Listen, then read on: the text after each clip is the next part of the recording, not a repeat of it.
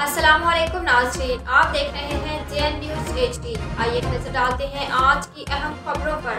नवाब शाह खबर शामिल करते चले, जहां जमात इस्लामी पाकिस्तान के अमीर सिराजुल हक की अपील पर पूरे मुल्क की तरह नवाब शाह में जमात इस्लामी की जानिब से कश्मीरियों से ज़ाहिर यकजहती के लिए अमीर जमात इस्लामी सिंध मोहम्मद हुसैन मेहनती, ज़िले अमीर सरवर अहमद कुरैशी और शहर के अमीर अब्दुल बासित कुरैशी की क़यादत में तराजू चौक चक्रा बाजार से निकाली गई, जो कि स्टेशन चौक, लियाकत मार्केट, मोबाइल मार्केट, अल्लाह चौक से होती हुई नेशनल प्रेस क्लब पर इख्तिताम पजीर हुई।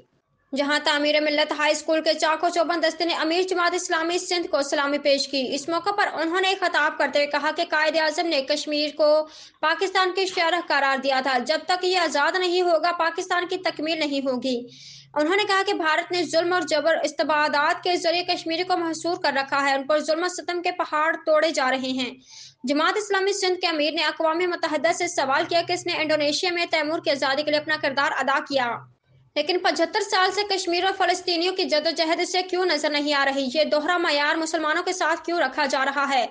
उन्होंने कहा कि पूरा पाकिस्तान कश्मीरियों के साथ खड़ा है। हम हुक्मरानों को कश्मीर काज से यू टर्न नहीं लेने देंगे। रैली से खिताब करते हुए अमीर जिला सरवर अहमद कुरैशी ने कहा कि भारत एक साजिश के तहत मकबूजा कश्मीर में मुसलमानों को अक़लियत में तब्दील करने के लिए पूरे भारत से हिंदुओं को आबाद किया जा रहा है, ताकि अचानक रेफरेंडम कराकर कश्मीर को हड़प कर सकें। मुकामी अमीर अब्दुल बासित कुरैशी ने भी रैली से खिताब किया। Report bureau chief Farooq Naeem Siddiqui, JN news, Nawab Shah.